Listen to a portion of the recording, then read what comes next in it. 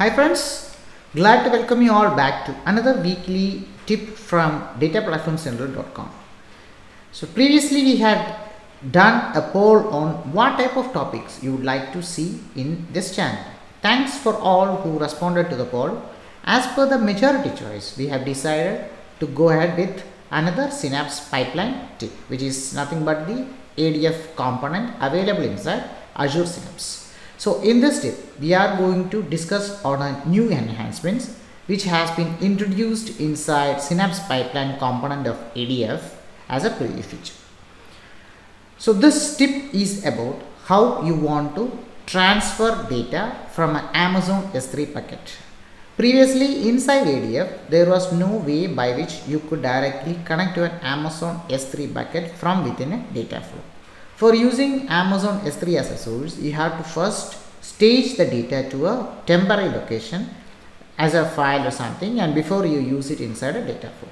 Now with this new connector which is enabled for the Synapse pipeline component, you can use this connector inside your data flow so as to connect to an Amazon S3 bucket, and then you can go ahead extracting the data from the bucket or push data to the bucket as a destination. In this demo, we are going to use the Amazon S3 bucket as a source, and we are going to apply a conditional logic on top of the bucket so as to only extract the interested files from the bucket storage and transfer the data from these files onto a destination. In our case, we are going to set up the destination as a table inside Azure Synapse dedicated SQL pool. And for extracting the data from Amazon S3, we have set up some Excel files which is going to contain some sales related data inside Amazon S3 bucket. So we'll apply some conditional logic. We'll only pick up the files that we want. We'll be processing the files, getting the data from these files and pushing them into a table that we have created inside dedicated SQL pool. So let's see how the Synapse pipeline can be used for implementing such a requirement. To start off, let's first set up an S3 storage inside our Amazon account. So I have my AWS management console as you see, and inside that I have already created an S3 account and I have created a bucket with a folder inside having some sales files. So if you go to my S3, you can see that I have a bucket available inside S3 and it is in a US West region, and once I go inside the bucket, I have a folder for storing my field sales data. And if you go inside the folder, I have multiple files which corresponds to the quarters, plus I have some junk files as well which doesn't have the data. So our intention is to get the actual files, actual sales files from within this folder to load it to our dedicated SQL pool that we have created inside our Synapse Analytics workspace. Now the first step before we go ahead in creating the pipeline is to make sure that we define some users for giving access to these files. So whenever you are working on an actual project, you don't have to use the root user. That's a very bad practice to use the root user who has every access on your bucket. So what you do is you create a user, you define a policy for the user which gives the user only the required permissions for reading the files which are within your bucket. So what you can do in that case is that you need to go to the option called My Security Credentials inside your AWS Management Console, and you need to first define a policy for that. So if you see, there are multiple items on the left navbar. You can see the policies inside that. Click on policies and then it will provide you with all the standard for policies. If you want, you need to define a customized policy just to make sure that you are getting only the required access, which is the read related access to your bucket. So I have created a new policy called My AWS Bucket Access, and I have given it only the required accesses inside. So for creating this, you can use the create policy button. Click on create policy button. It will lead you to a new page where you need to first choose the service. So in this case, the service that you are choosing is an S3 service. So you need to look into the list and you need to find out S3 and select S3. So once you select the S3, automatically it will show you all the permissions, the standard permissions which are related to S3. Like all S3 actions means it's going to give you every permission which is not the what you want. And in addition, it has a set of permissions for listing, reading, tagging, etc. So in this case, because our intention is to use the files inside your Amazon S3 as a source, we should be looking at the listing and the reading permissions, and when you expand it, it will show you all the permissions related to that. So you need to only give the required permissions. So the type of permissions to be given is clearly documented in the official documentation, where it says, so if you see the documentation for Amazon S3 connector for ADF, it clearly suggests what all permissions you need to provide to it. So here for required permissions, you need to give it S3 get object and S3 get object version. These are the two bare minimum permissions you need to give it. But in addition, if you are using the UI, it needs to have some additional permissions like list all my buckets, list bucket, and get bucket location. All these permissions should be provided in your policy. So what you need to do is, like, you need to first find out the get object. So get object would be inside your read mostly. Yeah, so you can see the get object here. So the one says get object. So here if you see, here is get object, so you can select get object. Similarly, the next one is get object version. So like that, you need to select all the permissions that are specified here. List all buckets should be inside list. So list all my buckets is here. So like that, you need to select all, and then you need to finally save this. And once you save this, the policy will be automatically created. Once the policy is created, now you have defined the permissions. Now you need to assign it to your user. So you need to go to the user groups, and you need to create a user group for that. So I've created AWS bucket group for that. And once you create that, inside that you can specify the user. So I have specified my user, and the permissions are already provided as a part of the policy itself. You just need to link the policy to this. So automatically all the permissions you define inside the policy will get applicable to the users. So once you complete these two steps, then you have the user ready for that. Now after that, what you can do is, like, you can go to the security credentials, and then you can actually download your key. So you have the access keys there. So you can create the access key. When you click on create new access key, it will automatically generate an access key for you, and then you will be able to download it. Will ask you to download and save the access key. This is the access key that you should be using for accessing your bucket from ADF, and it will have an access key and also a secret ID. So you need to make sure that you store that information safely in your files. It will be automatically downloaded once you create it, and it will be active for a period. At any point, if you don't want it, you can make it inactive, and you can create a new access key. So this is the permission part. Now once this permissions is done and the access key is defined, now what you can do is, like, you can go back to your ADF, and you can start building your pipelines. Keep in mind that the enhancement that we are discussing in this video has only been rolled out to the Azure Synapse pipeline component, not to the main ADF component. So if you go to the main ADF component and try to find this, you will not be able to use it at this point. But at a later point of time, we can expect this stage to be rolled out to all the other flavors of ADF as well. As of now, this is only available inside Synapse. So you need to go to portal.azure.com, your home page for the Azure portal. Inside that, you can go to Azure Synapse Analytics, and you can click on your workspace.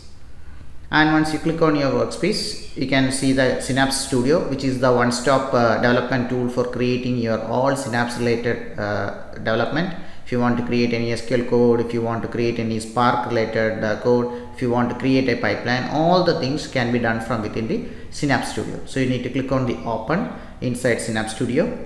It will open the Synapse Studio homepage for you. So now the Synapse homepage is open, and you have the ingest option, you have the explore and analyze option, and the visualization option. So because we are going to create a pipeline, you need to click on the ingest option.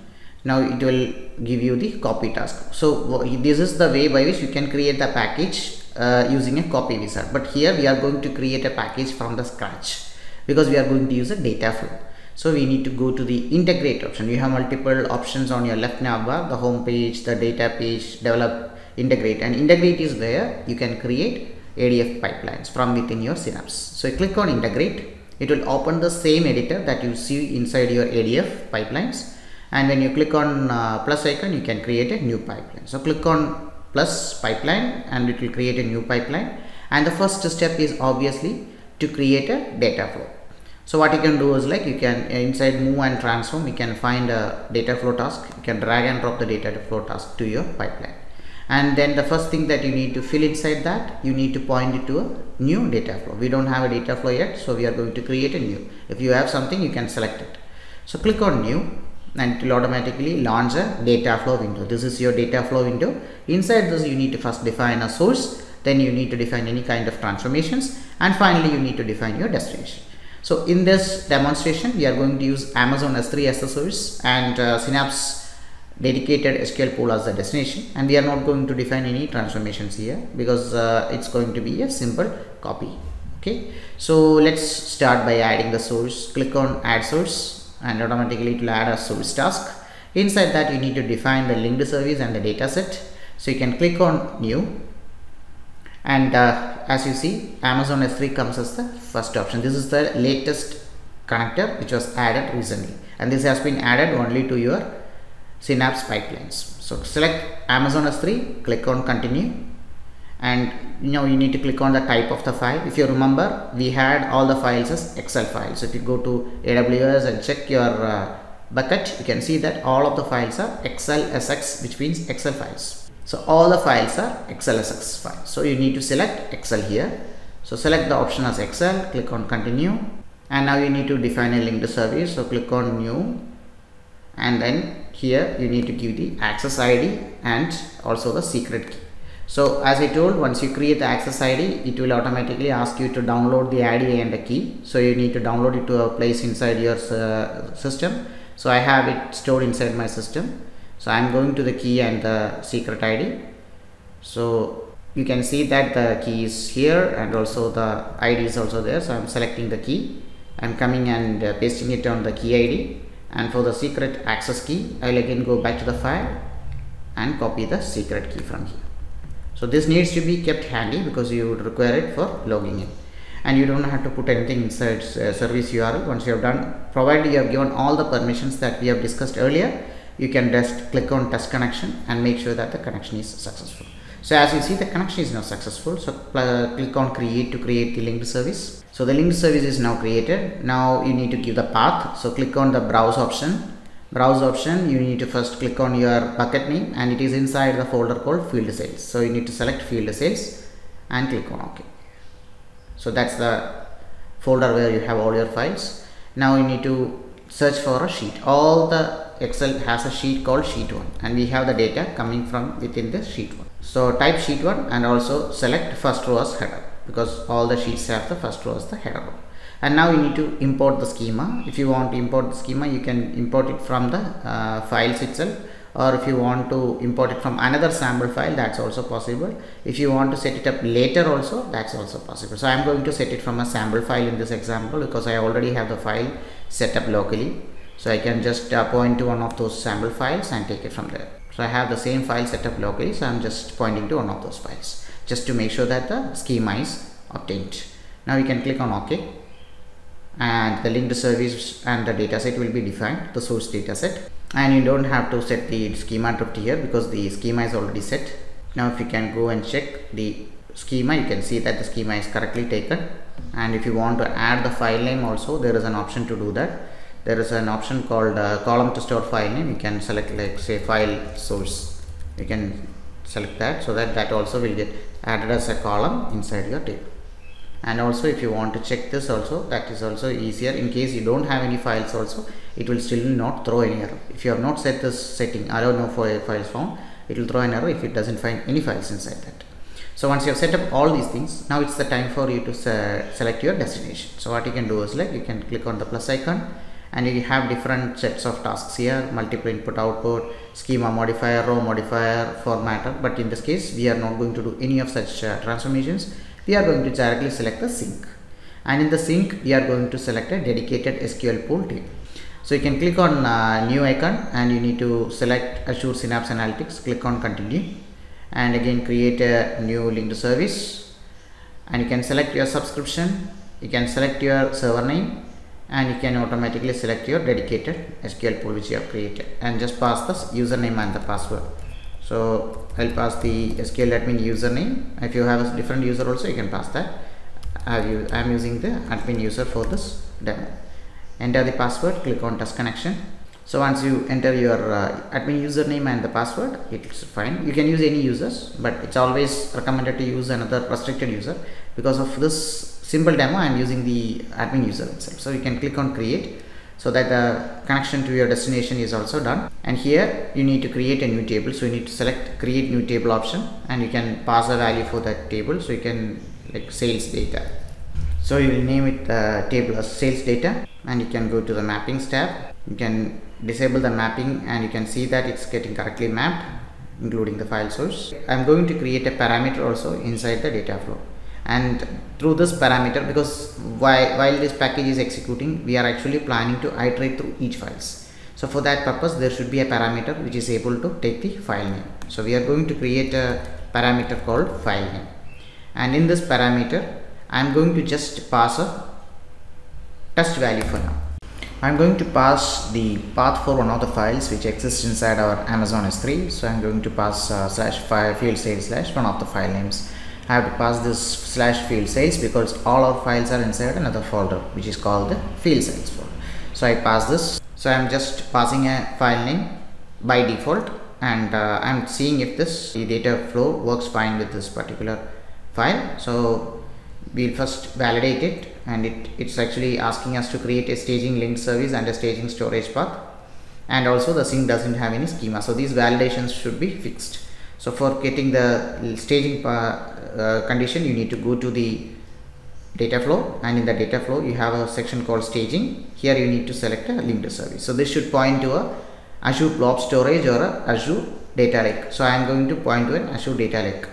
And what you can do is like you can select it from within your subscription. When you create the Synapse itself, automatically it will create an Azure storage associated with that. You can use the same thing itself. So I have pointed it to the default storage which is associated with your Synapse workspace, and I am selecting the Synapse workspace and I am pointing into that location. So I have selected a location for that, and now the first two parts are satisfied, so that's why it's now disabled. Now the only thing is to set a schema for the sync. For this, I turn my data flow debug to on, and once you turn this on, automatically the debug cluster will be set up, and it will take a while before this comes online. So wait until you get this green tick. So once the green tick is coming, it means that the debug cluster is ready. Now what you can do is like you can check for this file that you have set here. Go to the source, go to the data preview, and you can click on refresh. If your path is correct, you will be able to see some sample data from your files. As you see, it shows you some sample data from your files. So this means that the path to which you have set for the variable is correct. So the parameter is passing the correct file name as a variable inside your source property, and it is able to get the data. To make this faster while testing, what you can do is in the source system, you can set a sampling. There is a property called sampling. You can enable the sampling and set a row limit to 10 or 15 or depending on. So it will only fetch first that much rows instead of waiting for the entire rows to be fetched, and that will be much more fast. So now that you are sure that the path that you have set is correct, what you can now do is like you can come to your destination and you can click on your sync connection first and make sure that you fix the schema. Just click on import schema once to make sure that the schema is correct as per the data that is coming from the source. So if you see, this consists of all the columns that is coming from your source table plus the additional field that you have added, which will have the path of your file. So now that the schema is also set, what you can do is like you can go to the sync and also look at a data preview to see that the data is correctly flowing to the sync. So you can see the data here as well, which means that the data is correctly flowing to your sync. So now that your debugging is done, what you can do is you can publish this and run this package from the pipeline using the trigger. So for that, you can click on publish, and it will publish the changes that you have done, which is setting the schema as well as doing that value for the setting the value for the parameter. Wait for the publishing to be done. So once the publishing is done, now you can go ahead, go to the pipeline, and you can select add trigger now option, and you are going to run it using a manual trigger. And now wait for the execution of the package to be over, and then you can go and check the results. Keep refreshing until you see the execution is success. Now the execution is success. With a green tick, you know that the execution is success. Now we can go back and check the data. So let's go back to the table and check the contents from the table. As you see, the table has the required data now. So let's see what is the file from which it came from. You can check the file source for that, and you can see that it will come from the file which you have set as the test file, April-June 2020. Now that the data flow is working fine individually, now we need to add the iterative logic so that the data flow can iterate through each of the files inside our storage and transfer the data from those files onto the table. So for that purpose, we will be using an iterative construct like for each loop, and before that we need to get the full list of objects which is available inside our Amazon S3. For this purpose, we will be obviously using a get metadata task. So let's go and do the changes. Before that, let's truncate this table so as to clear off the test data that we have put now. Now let's go back to the package, go to the integrate, and inside the pipeline, now we have only a data flow. Now we are going to add a couple of more tasks. The first one being the get metadata. So let's take a get metadata task, go to the data set. We are again going to point to the Excel data set which is inside Amazon S3. It's an Excel, and we can point to the same linked service that we have created, and we are going to point inside the buckets and the field sales folder. So it will go and check all the files inside the field sales folder. We don't have to set any schema for that. And let's set the sheet name also, first row as header, and you can click on OK. And the important thing here is that we are going to look for the child items, which will give us the list of files inside that folder. So click on file list, and inside that you can see a field item called child items. So just select that child items. This will give you the details of all the files inside this. Now we need to connect this to a for each loop. So for that purpose, let's go to the iteration, and we are going to drag and drop a for each loop, and we'll be connecting it to this. And the for each loop should be sequential, otherwise there will be problem with parallel execution. Because this is being a demo, we can create a sequential, and so we'll select the output, and from the output we need to select the child items. This will give you the collection of files which are inside that folder. So the for each will now iterate through each of the files inside that, and then we need to move this data flow inside for each. So you can cut it and paste it inside the for each. So now the for each is also set. So the only thing now we need to do is like we need to pass this value for this parameter from the for each. So we need to set it to a pipeline expression because the value comes from the pipeline. So it will be for each item dot name, and we need to concatenate it to the path. It will be slash field slash then followed by item of. So this will make sure that it will automatically set the correct file path, and that will be passed on to the data flow. So now let's just validate once and publish. Validation is successful. Let's publish the changes. One more small thing you need to do before running is that you should not set it to recreate table, because we are going to dump all the details from all files into that. So we should be setting it to none now. We have already truncated the table, so set it to none. Make sure that you are setting it to none. Recreating means for every time it is going to recreate the table, which is not required in this case. So now that is also done. Now we can go to the pipeline and start executing it. And now you should see the for each loop iterating through each of the files inside, and each of the files will be executed. So let's go to the view pipeline link and go to the monitor tab to keep on looking at it. You can see each of the data flows being queued, so one after the other, and then it will keep on executing. We'll wait for the complete execution to be over before we go and check the results. Keep on refreshing the monitor tab until you see the entire execution being success. As you see, it's all succeeded so far, all the data flows, and another data flow is currently in execution. And you can always see what is the current file that it is executing by clicking on the input inside each of the data flows. You can see each of the data flows and find out the file names from inside that. And if you want to see the output also, you can click on the output and see how many rows it processed, and all the details will be available in a nice JSON format. So let's wait until the complete files are success. As you see, the execution is now complete, and you can see all the files being successfully executed from the monitor tab. Now the only thing here is that as you see, it is also executing the invalid file, which is the test.xlsx. Now if you go back to the table and check the results, you can find that all the data from all files are now transferred. We only want the data to be taken from the field sales. We don't want the data to be transferred from the test file, which is actually a spurious file, an invalid file, and it should not be processed. So now what we need to do is that we need to add some kind of a logic so as to make sure that we are not selecting the data from the test.xlsx files. So let's check what has come from test.xlsx. See, it's all null. So we don't want this invalid data to be coming inside our table. So we need to add some logic to the control flow so as to ensure that the data from these spurious files are not being taken. Now if you go to the bucket and check the file conventions, you can see that all the sales files will start with field sales. So we can use a logic in such a way that we only take the data from those files which are having the pattern field sales inside that. To make this happen, we are going to add a filter logic inside our pipeline. So for adding the filter logic, obviously we have to use a filter task, and you can find the filter task within iteration and conditional tool.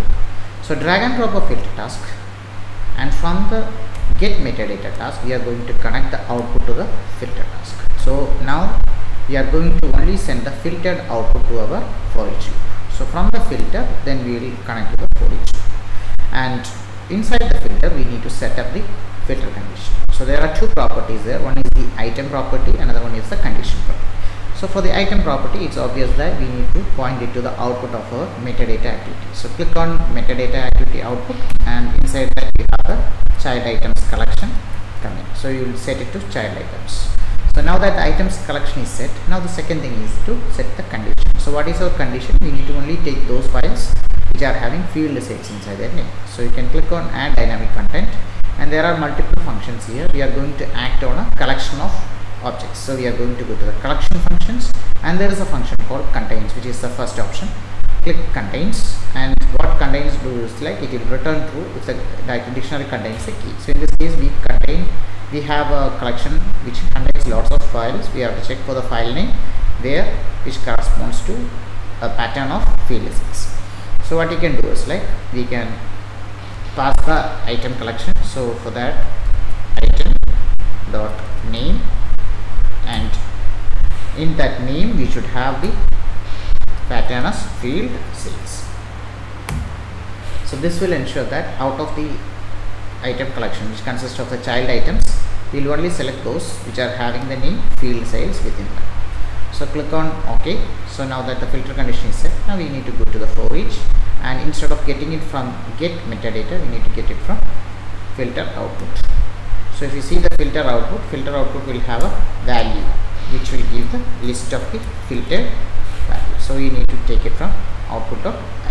So once you set this, then only the filtered output will be getting inside for each loop, and for each loop will only iterate through those files. Again, now we have done a change. So now we can go and publish it. Wait for the publishing to be success, and then you can start the pipeline activity. So now the publishing is successful. Now you can go and trigger it. Click on trigger now, and click on OK. And once that is done, we can go to the monitor tab and keep on monitoring the pipeline execution. Keep on refreshing, and finally you will see that all the data flow has been successful. Now you can go back and check the result first. Once you select the distinct file source, you can see that it processes all the files which are having only the field sales. You can't see the test file being processed in this case because of the conditional logic, which means that our conditional logic is working fine. You can also check the data that is coming from each of these files. You can just look for a count star, and it will automatically show you the count of data which it is taken from each of those files, which means that your file running has been successful and it is able to process only the required files. So what we have done is that we have included that filter condition on top of it so as to only capture the data from the files which we are interested in. So this shows a very quick demo of how you can utilize this Amazon S3 connector, and by using a get metadata and a filter tasks in between, you are filtering only the files which are required by your business, and you are processing the data from those files and transferring the data to a table which you are creating on the fly, inside the dedicated SQL board. Keep in mind that this is currently only available inside the Synapse Pipeline component, that is the ADF component which is integrated within Azure Synapse. The normal standalone or the vanilla ADF instance doesn't have this yet, so we are expecting that it will be rolled out to the other versions also soon, because this is still in preview, so it will take a while for them before it is generally available in across all the components for all the users. Hope this quick demo was helpful in understanding how the latest Amazon S3 connector can be used for accessing the files from within Amazon S3 bucket, and how we can apply a conditional logic on top of it so as to get the data from only the interested files based on your business logic. As usual, let me know your comments and feel free to subscribe to my channel to get useful tips like this. Click on the bell icon to get notifications, and meet you all soon with another useful quick tip next week. Till then, bye and thanks for it.